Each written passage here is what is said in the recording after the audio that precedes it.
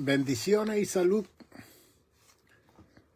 para todos mis amados oyentes y personas que sintonizan una vez más esta programación apologética del Evangelio de Jesucristo con su pastor y doctor Nicanor González y con el link, como le llamamos en inglés, la conexión que usamos, The Good Samaritan Center Monastery Church, el Centro del Buen Samaritano, Iglesia Monasterio. Aquí estamos para presentarle una vez más y entregarle una enseñanza más de la palabra de Dios para que sigamos siendo alumbrados.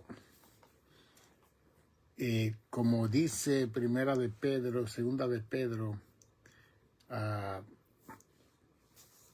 y la epístola de Pedro, que la palabra es como una antorcha que va en aumento hasta que el día está claro y su luz se deja ver.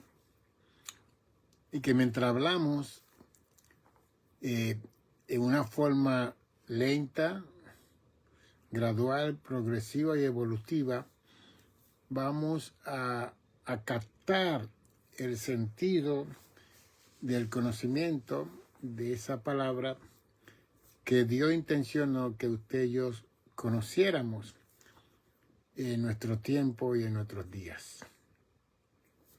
Y para eso, como dice Efesios 4:11, que fueron constituidos maestros, lo que hacen el didaqueo o lo que enseñan.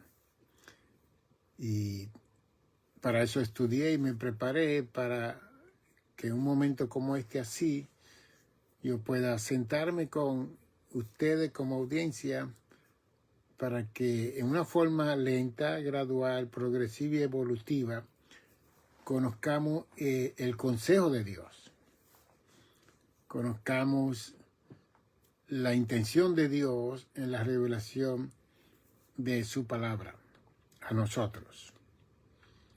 Y que como todo el mundo tiene una Biblia, mayormente, si la usan o no la usan, si la lee o no la leen. La cosa es que este libro más vendido, el mejor vendido en el mundo entero, el más traducido en el mundo entero, el libro número 1, la Biblia. Y que todos estos miles de años la Biblia no ha pasado de moda. Es todo lo contrario. Cada generación va experimentando el conocimiento que tiene este libro acerca de Dios y su palabra y su revelación a nosotros los seres humanos.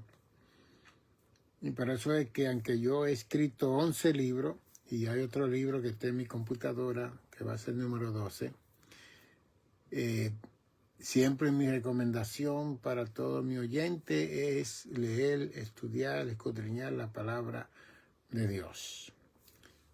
Porque toda mi enseñanza está basada y centrada en esa revelación de Dios, donde cada uno de nosotros va a tener la capacidad de conocer la intención, el propósito y la voluntad de Dios para su vida, su destino de vida y todo lo que usted pueda funcionar y tener aquí en esta tierra.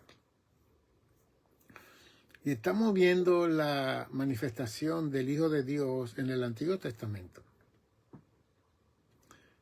Y estamos viendo cómo Dios preparó al pueblo de Israel para que recibiesen a su Hijo cuando viniese a la tierra.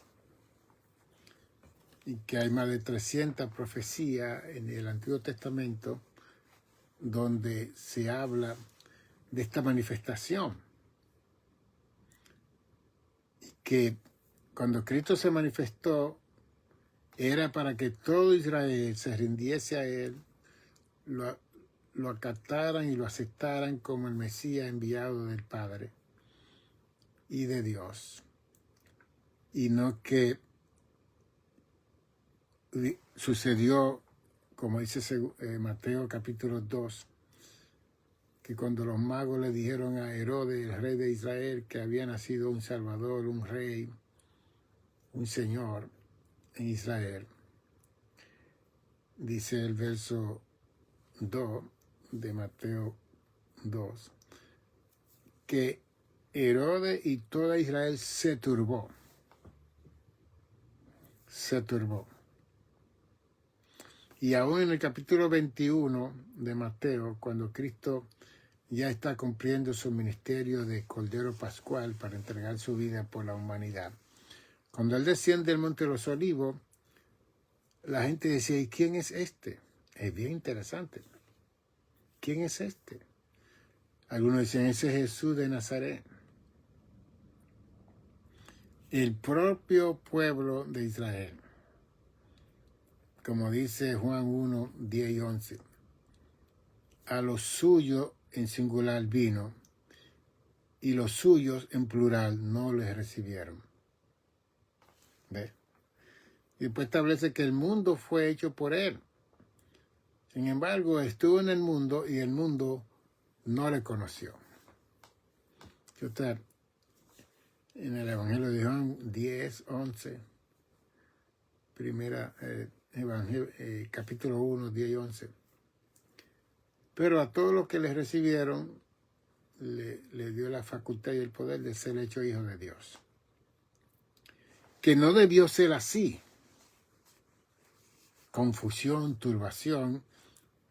Yo acepto que Herodes se tuvo que turbar porque Herodes era un maniático, era un psicópata. Él tenía todas las enfermedades psicológicas que yo he estudiado en la clínica, las tenía Herodes, como Adolfo Hitler, de nuestros tiempos. Y que Herodes está supuesto a turbarse porque no quería dejar el reinado de Israel. ¿Ve? Porque Antipater era su papá, que era gobernador de esa área. Y cuando Julio César tomó el poder en el año 50 a.C., Antipater, el papá de Herodes, le pidió el favor que pusiera a Herodes, su hijo, como rey de Israel.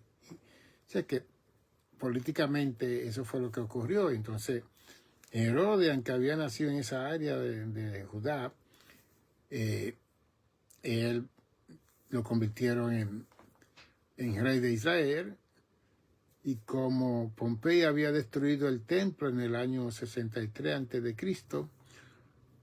cuando Herodes entra, hay un templo que está destruido, y allá para el año 37 a.C., Herodes le prometió a los judíos que iba a reconstruir el templo de Salomón, y eso le ganó la confianza de Herodes a todo el pueblo judío, porque el templo en Jerusalén era lo mayor para el pueblo judío.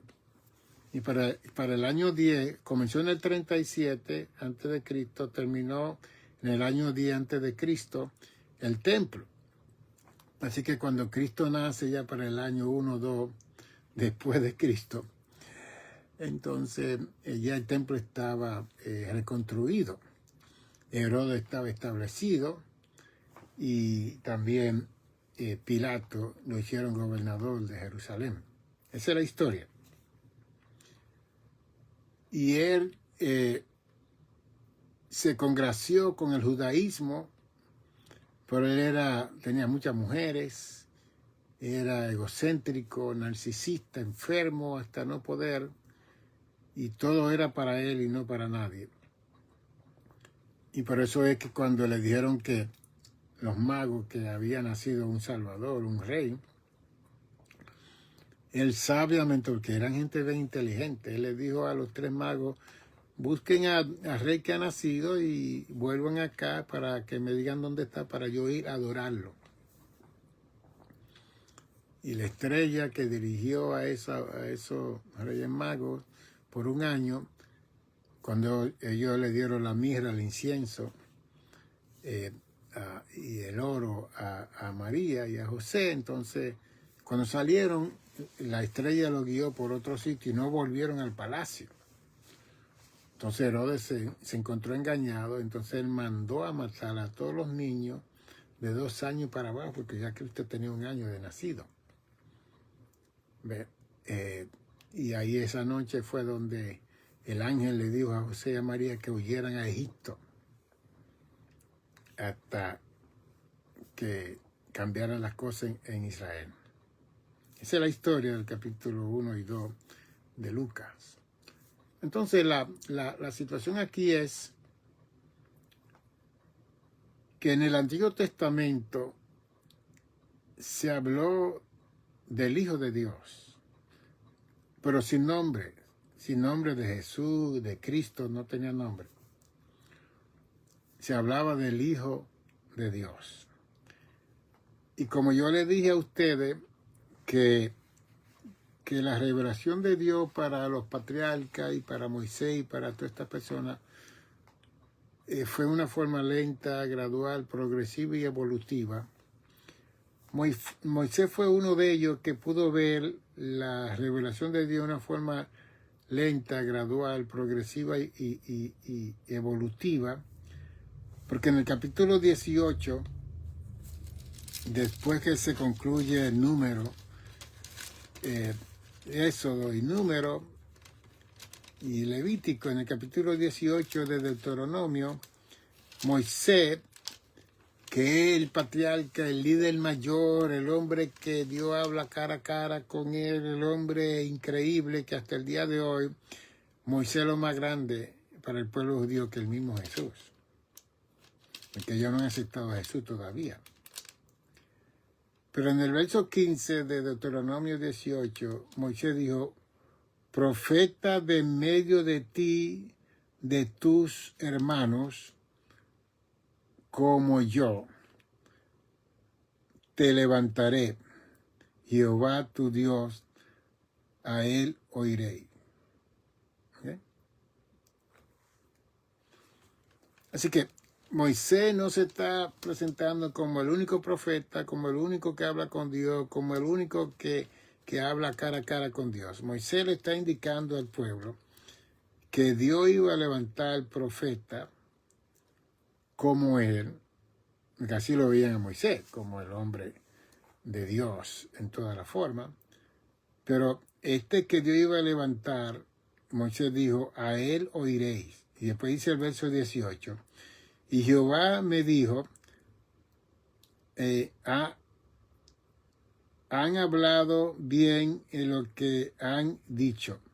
Profeta te levantaré, el verso 18, de medio de tus hermanos, como tú, y pondré mis palabras en su boca, y él le hablará todo lo que yo le mandare.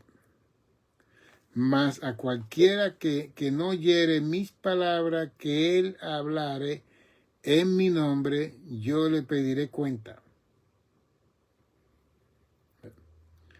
Así que se está presentando un inciso mayor de la presentación profética de Moisés. Porque Dios está hablando que el profeta que iba a venir iba a hablar de la palabra de Dios, y el que no oyera esa palabra, Dios le iba a pedir cuenta. Bien. Entonces aquí vemos la evolución progresiva de la narrativa lenta y gradual de la enseñanza y la intención de Dios presentar a su Hijo. Y aquí en este momento no lo llamó hijo, sino que lo llamó profeta, que iba a hablar de lo que yo le ponga en su boca. Que la misma situación que le presentó Jesús a Felipe en Juan 14, 7 y 8. El que me ha visto a mí, Felipe, ha visto al Padre. Todo lo que yo hablo, lo habla el Padre. Todo lo que yo hago, lo hace el Padre. Todo lo que hace el Padre, lo hago yo. Y todo lo que habla el Padre, lo hago yo. Uno. Completamente integrado en uno, que esa es la parte que nosotros no hemos entendido. Entonces después, algunos 1000 años después, Dios levanta al profeta Isaías en el siglo 8 antes de Cristo. En el capítulo 52, en el verso 6, Dios habla a través del profeta y dice: por tanto, mi pueblo sabrá mi nombre. Por esta causa en aquel día, porque yo mismo que hablo, he aquí, estaré presente.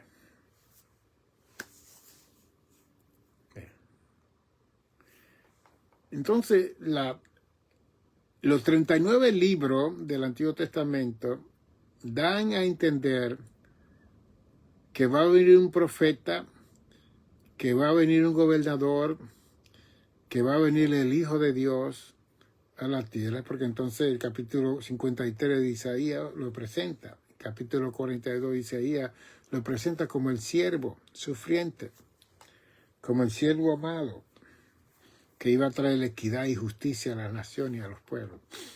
Ningún profeta hizo eso. Que los profetas del Antiguo Testamento eran muy particular para el pueblo de los judíos, el pueblo de Israel.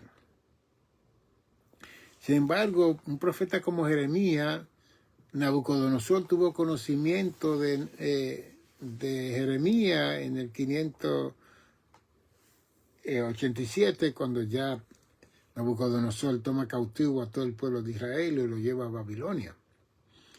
Pero todo el mundo conocía a Jeremías. Después Jeremías fue un tiempo a vivir a Egipto y también lo conocían. Porque esas profecías eran internacionales, que Israel va a ser cautivo por otra nación como Babilonia, que gobernó en un momento dado esas 5 naciones de aquel entonces. Entonces, ¿qué le estoy enseñando yo a ustedes? Dios no nos enseña todo de una vez a ninguno de nosotros, porque no vamos a poder sostener, aguantar, conocer. No estoy hablando ni de entender ni comprender, conocer todos los asuntos de la revelación divina. Porque aún cuando Cristo viene y está 3 años y medio preparando a 12 personas, y uno de ellos lo traicionó, y uno de ellos se quitó la vida, Judas Iscariote.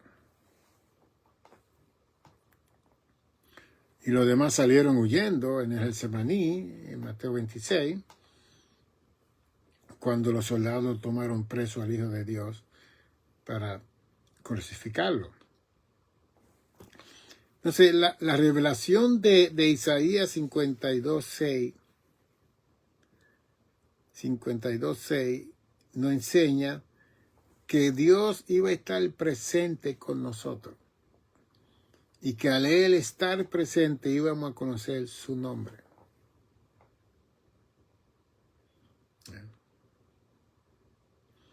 Cuando Gabriel se les reveló a la Virgen María, le dijo: tendrá un hijo y su nombre será Jesús, porque Él salvará a su pueblo. Jesús el Salvador.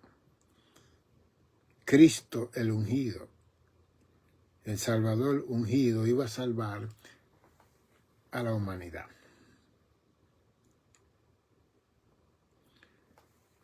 La forma de los judíos ver al Mesías venir era para ellos solamente.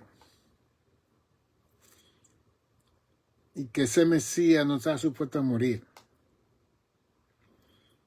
Y una de las situaciones que tienen los judíos es que ellos no aceptan que un ser humano muera por otro ser humano. Ellos no aceptan eso.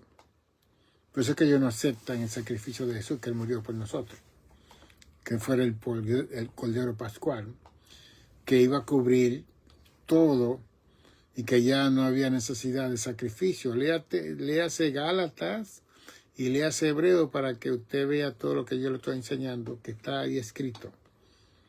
Cristo era el sustituto de las ovejas, los machos cabríos, los toros, todos los animales que mataban continuamente. Cristo iba a sustituir todo eso.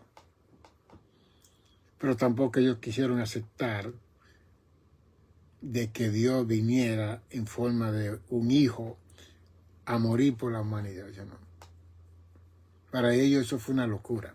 Hasta el día de hoy, ellos no pueden aceptar tal cosa. Tampoco pueden aceptar que Dios tenía un hijo. Tampoco pueden aceptar que Cristo, siendo 100% hombre, que ellos tenían que adorarle y alabarle y reconocerlo como hijo de Dios. Tampoco, ellos no. Porque ellos vieron a Cristo como un ser humano, igual que todos ellos. Lo vieron caminar, lo vieron bañarse en la playa, lo vieron dormir, lo vieron ir a la letrina, que habían letrinas en aquel entonces, lo vieron crecer en Nazaret con José y María. ¿Qué no vieron ellos? Y Satanás también lo vio, que Satanás estaba pendiente, porque Satanás oyó a los ángeles en el capítulo 2 de Lucas, que vinieron a decir que había nacido un Salvador. Desde ahí en adelante, eso fue el mismo Satanás que estaba detrás de Jesús todo el tiempo. Desde niño lo quería matar con Herodes. Antes de los 2 años. ¿Ve? Y ahí es donde yo enseño en mi libro de teología que la sabiduría de Satanás está confundida.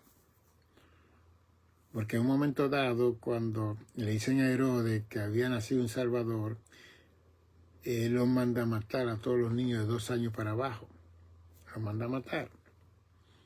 Cuando Cristo ya está grande, ya 33 años y medio, le dice a Pedro que él tiene que morir. Y Satanás se mete en Pedro. Y Pedro comienza a decirle a Jesús que no se muera, que no se vaya, que él no puede hacer eso. Y Cristo le dijo, mira, Satanás, apártate de mí, que tú no tienes parte ni suerte en la cosa del reino. En una lo quiere matar y en otra dice, no, que no se muera. Ahí vemos la confusión y la contratación de sabiduría y conocimiento que tenía Lucifer una vez en los cielos cuando estaba bien. Pero en Ezequiel 28 dice que él era perfecto hasta que se encontró maldad en él. Por eso él fue echado de los cielos a la tierra. Entonces, todo el Antiguo Testamento se refiere a la persona del Hijo de Dios en diferentes formas.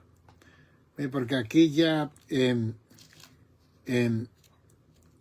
Isaías 52, el Señor dice, yo mismo estaré presente y ustedes van a conocer mi nombre. Qué bien interesante, ustedes van a conocer mi nombre. Entonces, desde Génesis hasta Apocalipsis se está hablando de este hijo que iba a venir a la tierra. Y que no sé, Dios tomó al pueblo de Israel para traer este hijo a la tierra, porque no iba a tomar a las demás naciones. ¿Ve? Y también en Proverbio se nos habla también que Dios tenía un hijo.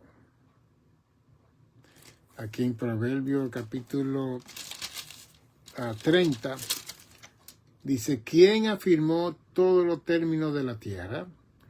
¿Cuál es su nombre y el nombre de su hijo? Si sabe.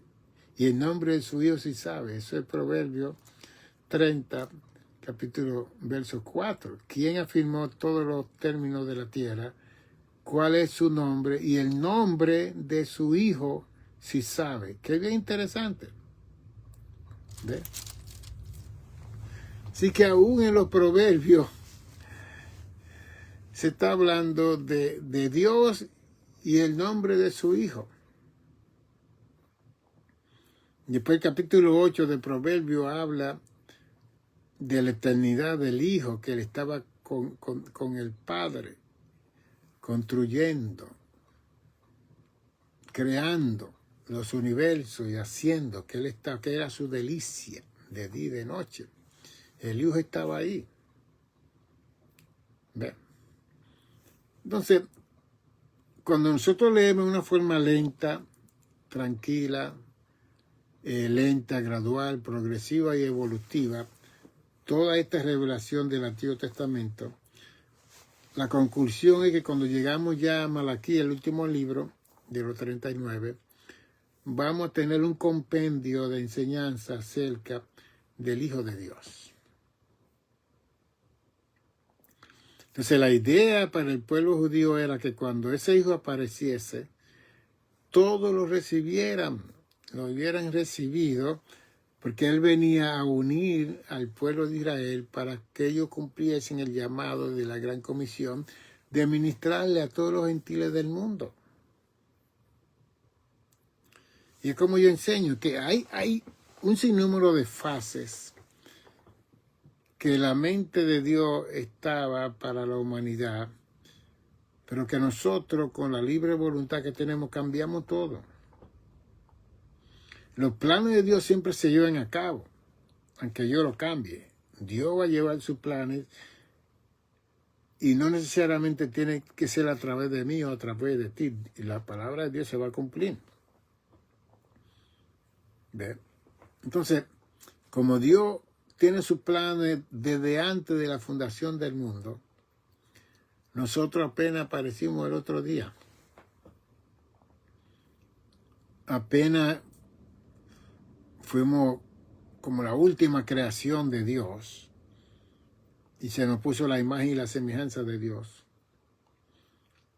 Y que como que se ha parado toda creación de Dios en el universo. Porque entonces cuando se crea y se forma al ser humano, en Génesis 1:26, y después Génesis 2:7, y después Génesis 2:23-24, cuando sale la mujer del hombre, es como que en esa parte se había terminado lo que Dios intencionó crear y establecerse ahí. Y que entonces la jerarquía angelical iban a ser nuestros servidores, iban a estar alrededor de nosotros, iban a ser los mensajeros, iban a darle cuenta a Dios, como dice Job 1:6-7, que los hijos de Dios se presentaban delante de Dios para dar recapitulación acerca de lo que estaba sucediendo aquí en la tierra. Y que cuando yo miro esos 66 libros, 39 en el Antiguo y 27 en el Nuevo Testamento, y veo el capítulo 22 de Apocalipsis, donde se concluye con todo. Por eso escribí ese libro, que tengo que mandarlo a Amazon para que lo publiquen. El tema de nosotros somos la obra maestra de Dios. Y que es tal esa obra maestra tan excelente, tan hermosa, tan majestuosa, tan excelsa, tan maravillosa, que por nosotros se va a concluir todo. Porque la terminación de todos los planes de Dios tiene que ver con nosotros. Aún el juicio contra Satanás y los demonios y la fuerza del mal tiene que ver con nosotros. Mire lo importante que es el ser humano en el cielo. Y lo poco que nosotros nos estimamos como raza humana, que nos matamos, nos destruimos, nos tenemos celo y envidia.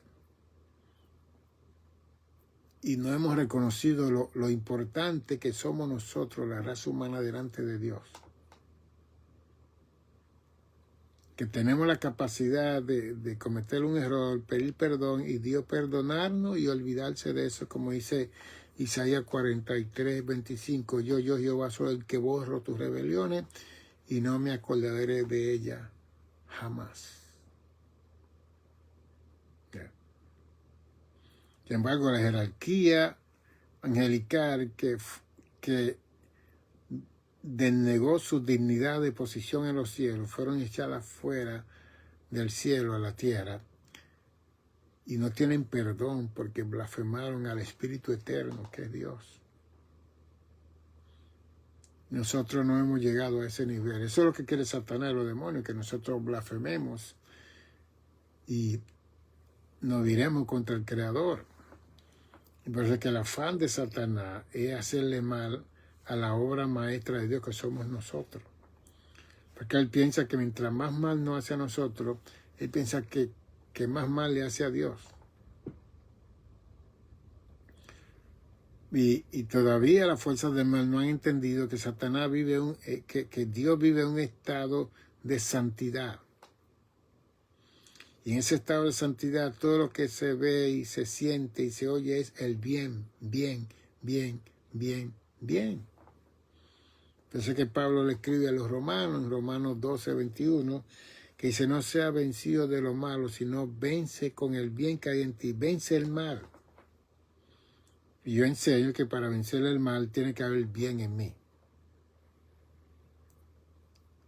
Y ese bien tiene que ver con el perdón, porque si alguien me ofende, alguien me hace mal, yo tengo que tener la capacidad de perdonar a esa persona. No tengo que estar con esa persona, no tengo que convivir con esa persona, pero tengo el derecho del bien que hay en mí de ofrecerle un perdón por el mal que hizo esa persona. Y que ahí mismo en Romanos 12 dice que cuando hacemos eso, amontonamos ascua de fuego, juicio sobre la cabeza de la persona si esa persona no pide perdón y se arrepiente por el mal que ha hecho. Que esa es la otra realidad. Entonces, si Dios dijo en Isaías 52:6 que Él iba a estar presente, Él mismo, eso era para que Israel conociese, no entendiese y comprendiese, porque eso jamás se ha comprendido y entendido. Porque cuando nosotros miramos a Timoteo, que habla de este misterio, porque Pablo le habla a Timoteo de este misterio. Y más luego, solamente estoy presentando esto así rápido, pero todos esos textos bíblicos tienen una enseñanza de calificación extraordinaria.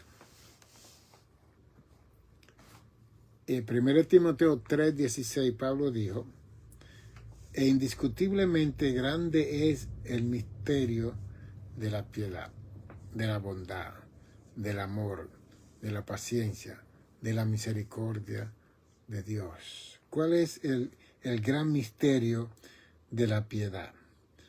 Que Dios fue manifestado en carne. Es un misterio. Dios fue manifestado en carne. Justificado en el Espíritu. Visto de los ángeles.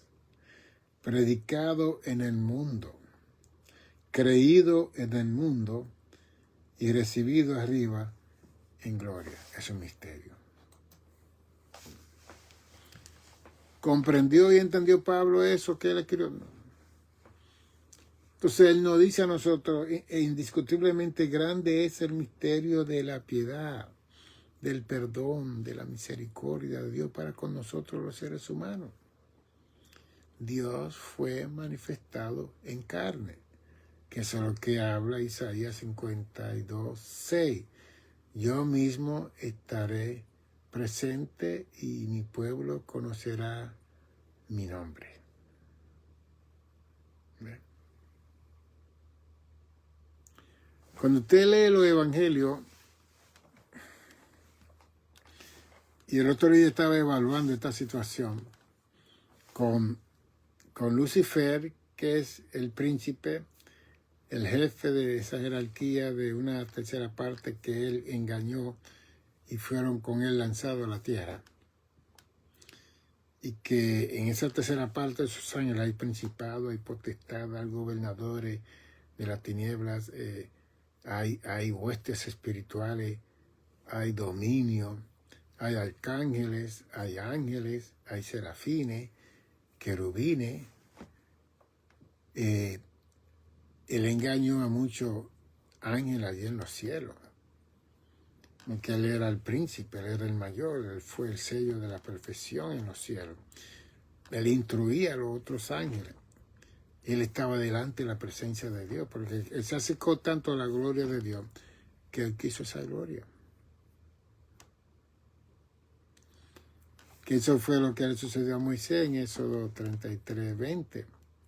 Se acercó tanto a Dios que Moisés le dijo a Dios: ok, te ruego que me muestre tu gloria. Por lo menos no quiso la gloria de Dios como el hijo de la mañana quiso, Lucifer quiso.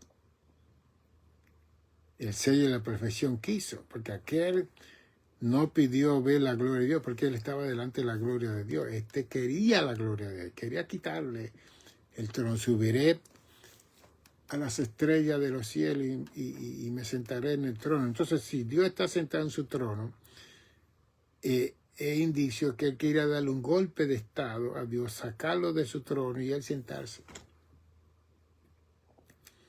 Gracias a Dios que Dios es Dios y que las criaturas no iban a triunfar sobre el Creador Dios. Porque si eso hubiera ocurrido, yo no hubiera estado hablando aquí, ni usted estuviera vivo. No hubiera visto planeta Tierra, no hubiera visto universo, no hubiera visto humanidad. Porque el único que tiene poder para crear es el Creador Dios. Las criaturas, que son los ángeles espirituales, no pueden crear. ¿Ven? Entonces quiere decir que si Lucifer hubiera logrado ese golpe de estado, no hubiera visto raza humana en el planeta Tierra. Y si hay en otros lugares, tampoco hubiera visto. Porque Lucifer no tiene ese poder de crear. Por eso es que la ciencia está usando los AI como esos robots que hoy en día le están dando facultad de hablar, de moverse, de caminar, de pelear, de bailar. Y que ahora mismo el mundo está en terror con esos robots nuevos que se están haciendo, que están sustituyendo aún a los trabajadores de las compañías en el mundo entero. Y uno de los países más revolucionarios con esto es la China. ¿Ve? Imagínense que si Cristo no viene, usted va a tener robot convertido hablando de Cristo.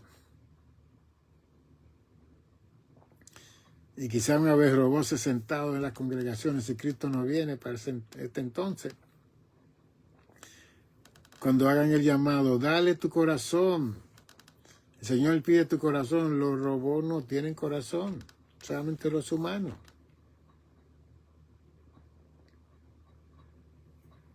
Eso fue lo que Dios le dijo a Ezequiel 36, 26, 27. ¿Ve? Te quitaré el corazón de piedra y te pondré un corazón de carne al pueblo de Israel para que me obedezcáis.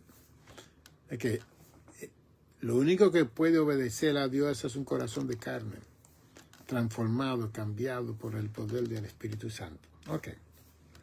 Así que cuando Pablo se confronta con el ministerio de la piedad, él lo ve como un misterio.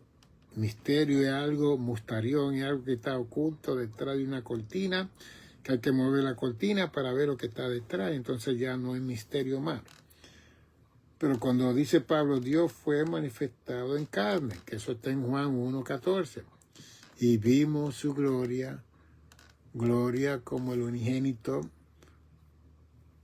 de Dios, lleno de gracia y de verdad. Y este verbo fue hecho carne, la palabra de Dios, la acción de Dios. Lo que Dios habló en todo el Antiguo Testamento de Génesis 3:15, que la mujer concebiría un hijo que le iba a pisar la cabeza, que causó la caída en el huerto del Edén, esa palabra tenía que convertirse en carne. Por eso es que Cristo es el verbo, es la acción, es la palabra de Dios. Y cuando usted lee Proverbio 8, dice, yo estaba con él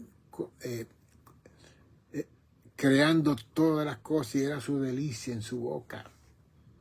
Está hablando del verbo, de la palabra. Entonces en Juan 1:1 se explica eso medio. En el principio era la palabra, era el logo, era el verbo. El verbo era con Dios y el verbo era Dios. Y esta palabra se hizo carne. Entonces Pablo dice, Dios fue manifestado en carne. Por eso es que en 1 Juan 4 dice que el que dice que Cristo vino en espíritu es el anticristo. El que dice que Cristo vino en la carne es de Cristo. Y había una disparidad grandísima con los gnósticos en el primer siglo, cuando ellos decían que Dios no podía venir en carne, porque la carne es mala, es pecaminosa. Y por eso es que Cristo para los gnósticos no fue aceptado como el Hijo de Dios, ni como nada, porque Dios no podía venir en carne. Entonces Pablo dice, Dios fue manifestado en carne. Y Pablo y Juan fueron los que combatieron contra este grupo gnóstico que se levantaron en el primer siglo para contradecir todo el evangelio y toda la enseñanza de los apóstoles. Y todavía están metidos en todas nuestras congregaciones gente gnóstica que hay que ser un estudioso para conocer esos gnósticos cuando hablan. No es simplemente tener discernimiento, tener conocimiento de las doctrinas cardinales de la palabra de Dios, para que cuando estas personas se presenten en los púlpitos y hablen, usted sepa que es un gnóstico. Porque el señorío de Cristo no puede ser cuestionado. El Hijo de Dios no puede ser cuestionado. Cristo mismo no podía decir que Él no vino de Dios. Él no podía decir eso. Él no podía decir que Él no era hijo de Dios. Él tenía que decir, yo y mi Padre. Como dice Juan 10:30, yo y mi Padre uno somos, una sola cosa. Y tengo poder de poner mi vida y de volverla a tomar. Este mandamiento lo recibí. El Hijo está hablando, el hombre está hablando. Este mandamiento me lo dio mi papá.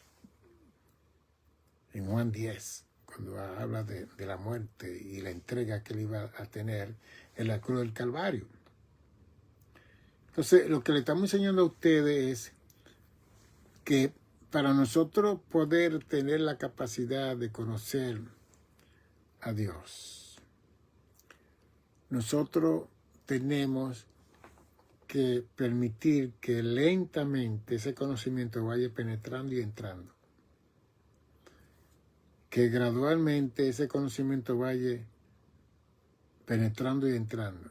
Que progresivamente ese conocimiento vaya penetrando. Que evolutivamente ese conocimiento vaya penetrando. Que eso es lo que dice Hebreos 4, verso 12. Porque la palabra de Dios es viva y eficaz y más cortante que toda espada de dos filos. Y penetra hasta partir el alma, donde están las emociones y los sentimientos, el espíritu, donde está la fuerza mayor que nos da vida, la coyuntura, que son toda la ligadura que tiene todos los brazos, los pies, los dedos, la coyuntura, los tuéstanos, que es cuando usted rompe la carne y queda el hueso, y dentro del hueso hay una coyuntura ahí adentro, que es como una agüita que tiene esos tuéstanos. Ahí llega la palabra y discierne los pensamientos y las intenciones del corazón. ¿Ok? Entonces después dice el verso 13, y no hay cosas creadas que no sea manifiesta en su presencia, antes bien, todas las cosas están desnudas y abiertas a los ojos de aquel a quien tenemos que dar cuenta. Entonces, cuando aceptamos el movimiento de conocimiento narrativo, revelativo de la palabra divina de Dios, lo vamos a recibir en una forma lenta, gradual, progresiva y evolutiva. Y la palabra evolutiva, que es la última, es cuando hay como una transformación que ocurre cuando esa palabra penetra, como dice Hebreos 4, 12 y 13. Cuando esa palabra penetra y la permitimos que penetre en nuestra vida, ahí es donde se cumple Romanos 1:16. Mas no me avergüenzo del Evangelio, dice Pablo, porque es poder de Dios para transformar, metanoia, al judío primeramente y al gentil y al griego y a todo el mundo. Ver. Y por eso que en este último tiempo he sentido en mi corazón de enseñar y presentar una apologética que es defensa del Evangelio, porque veo que a través del tiempo no se está predicando el Evangelio, no se está enseñando el Evangelio. Lo que estamos produciendo son doctrinas de hombres, de mujeres, de líderes, y no del líder mayor que es Jesucristo. Entonces esa doctrina que vienen de los hombres no duran mucho, no tienen poder, no tienen fuerza. ¿Ve? Como dice en Colosenses capítulo 2 de Colosenses nos habla el verso 21, tales como no maneje, ni guste, ni aun toque, en conformidad a mandamiento y doctrina de hombre, cosas que todas se destruyen con el uso.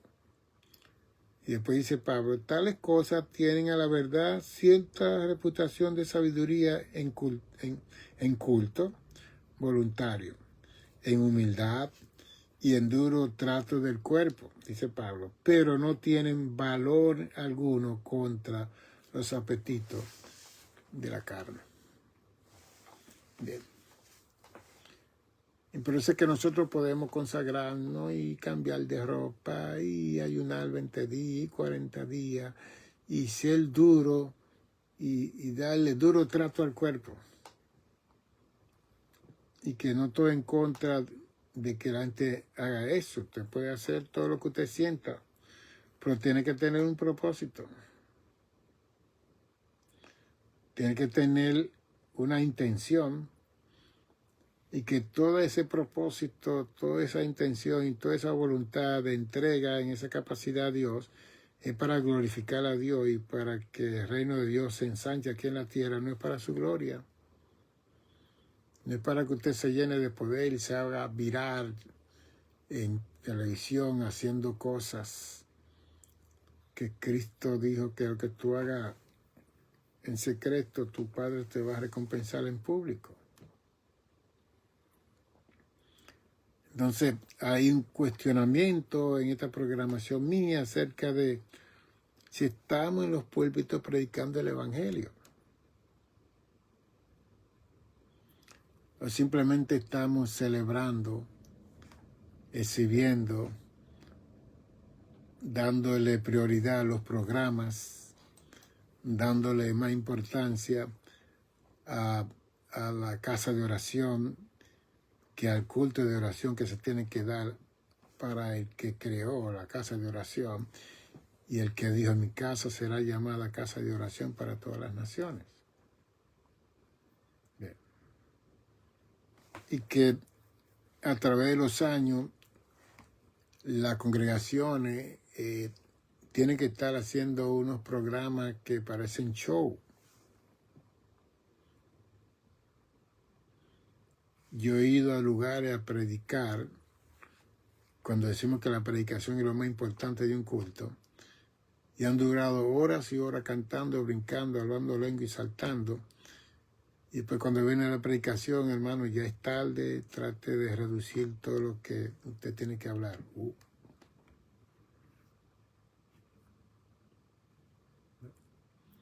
Y hay lugares que he ido, me han entregado a las 10 menos 10 y predicado 10 minutos y allá a las 10 termino.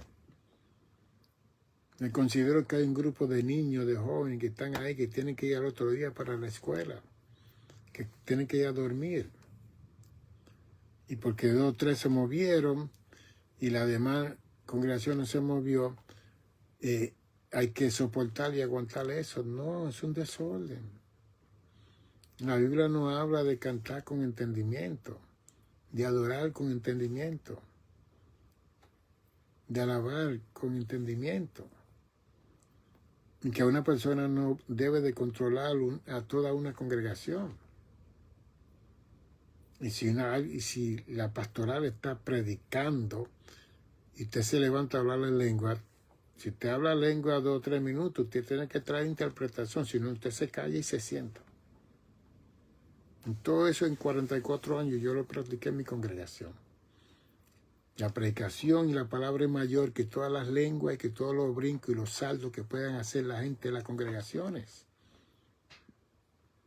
De que ese pueblo se ha movido de diferentes boros, diferentes estados, de escuchar la palabra de Dios en ese lugar, y de repente se arma una supuesta fiesta en el Espíritu, y no se recibe la palabra, pues nadie fue edificado, porque lo único que edifica, que solta, que levanta, es la palabra profética.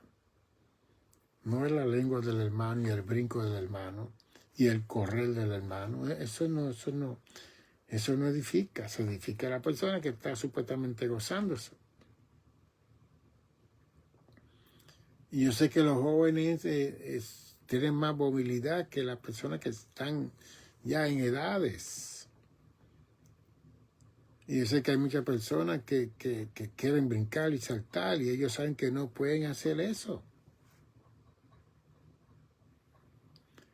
Porque usted tiene una condición en su cuerpo, de su hueso, tiene artritis, tiene un montón de cosas. Usted no puede estar limitando a los jóvenes. Usted tiene que respetar su edad. Yo no sé por qué entré en esa área.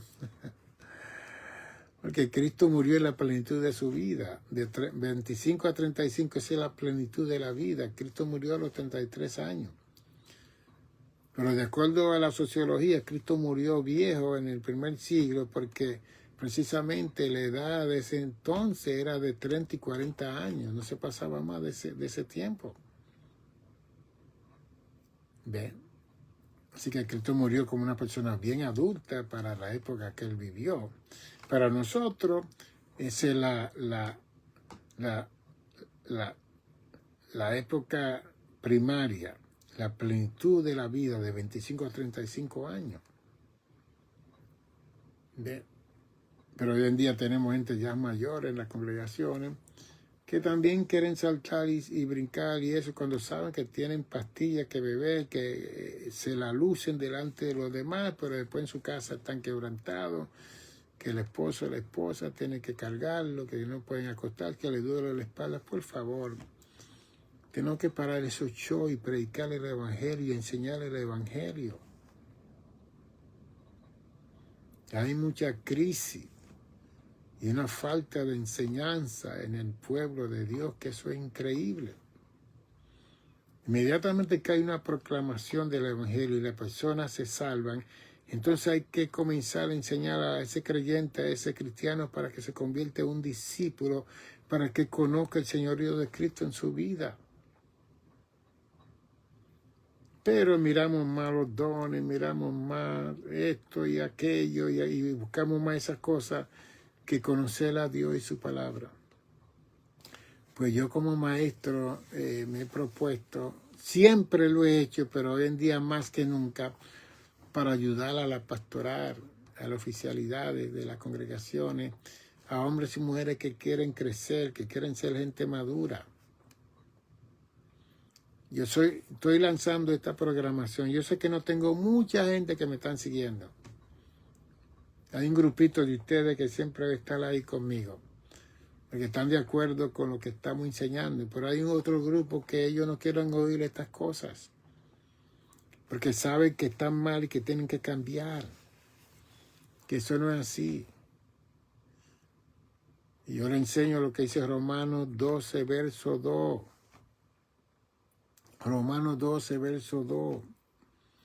No conforméis a este sistema, a esta idiosincrasia, a esta ideología, a esta cultura, a esta forma de vida, a este aeon, a esta situación que está viviendo la humanidad, sino transformados por medio de la renovación de vuestro entendimiento, para que comprobéis la renovación del entendimiento. Me comprueba a mí cuál es la buena voluntad de Dios perfecta y agradable para mi vida.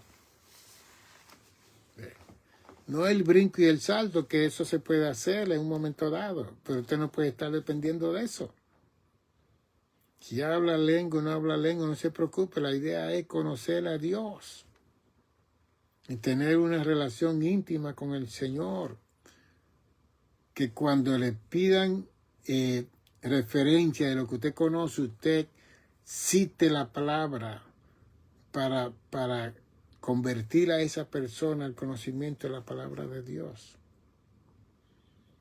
Que tenemos momentos en la congregación que brincamos y saltamos, sí, esos son momentos. Pero usted no puede seguir en eso día y noche. ¿Ve? Entonces las iglesias nos hemos trancado en cuatro paredes. Vamos a gozarnos, ¿ok? Puede haber un fuego en la parte de afuera y la iglesia cerrada y no parar el culto para ver cómo se puede ayudar a la gente que están saliendo del fuego y si y la iglesia tiene espacio y cómo traer esa iglesia al sótano, a un lugar para que se le dé comida y todo. Esa es la obra del Señor. No, esto es de nosotros como el pueblo judío. Dios es con nosotros, Dios no se mueve en ninguna nación, solamente Dios se mueve en el pueblo de Israel. Si era la versión, que se lo van a hablar en un momento dado. Para ellos Dios no podía salir de Israel.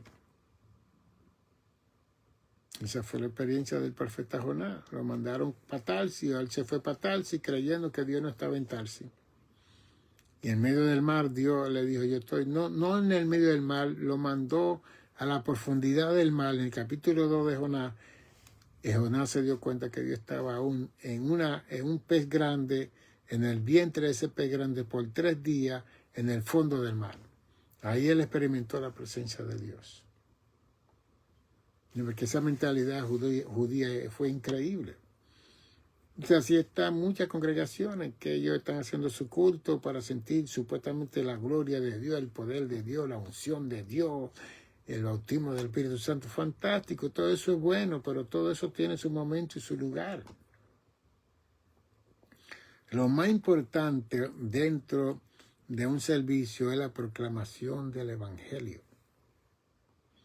Cuando a mí me invitan y no me van a dar el tiempo de Dios desarrollar ese mensaje, yo no voy. Y si voy y me abusan de mi tiempo, yo no regreso. Porque veo que no hay respeto en ese lugar por la palabra de Dios. Y si la palabra es lo que va a discipular, va a salvar, va a sanar, va a redarguir de justicia, de juicio y de pecado al ser humano, entonces tiene que darse la prioridad a esa palabra. Cuando a mí me invitan a los lugares y me quieren dar un tiempo que yo sé que no es adecuado, yo digo que esta persona no me conoce a mí, no sabe el material que yo tengo, la capacidad que yo tengo. Yo no me irrespeto, yo me respeto a mí mismo. Y si tienen el tiempo adecuado, yo acepto. Hace muchos años atrás me invitaron a un lugar que es una graduación o algo. Tuve que esperar 3 horas para presentar el mensaje, que ya todo el mundo estaba cansado de brincar y saltar. Y después el otro año me invitaron, yo no voy. Yo lo siento mucho. Mi tiempo es oro. Perdí 3 horas de mi vida y me puse viejo en esas 3 horas que cuando usted pierde 1 hora con alguien que no vale la pena en el sentido de que no lo respetaron a usted esa hora no vuelve a usted se puso viejo. Así que yo me amo a mí mismo y me estimo a mí mismo y me considero a mí mismo con todas estas cosas. 646 es mi número, 755-1290. 646-755-1290. Tírale una foto a este cuadro. Ahí está el canal de YouTube, Nicanor González. y te pueden apuntarse en ese canal para que pueda recibir todo lo que yo he enseñado entre estos meses. Aquí está la sigla también, está el QR. Si usted quiere mandar una donación, usted tira una foto aquí le enseña cómo mandar esa donación al Centro del Buen Samaritano. Y ahí, Iglesia Monasterio, ahí te hace. Yo sé que hay hermanos que han mandado alguna donación y apreciamos eso. Y el dinerito que te mando lo estamos guardando porque tenemos un libro aquí en la computadora de 427 páginas que quiero mandarla a Amazon para que publiquen ese libro, que nosotros somos la obra maestra de Dios. Bien, y por eso es que vamos a ir creciendo. Nos veremos el jueves y estaremos presentando esta temática para que podamos seguir creciendo. Invite a alguien. Dios le bendiga, Dios le guarde. 646-755-1290. Si quiere alguna terapia profesional, si doctor, yo quiero tomar algunas sesiones con usted, aquí estamos para ayudarle. Abarcamos la parte teológica, psicológica, sociológica, filosófica, todo holístico, todo el cuerpo, alma y espíritu, consciente, inconsciente, preconsciente, sentimiento, conocimiento y voluntad. Todo el ser lo abarcamos en este proceso. Bendiciones.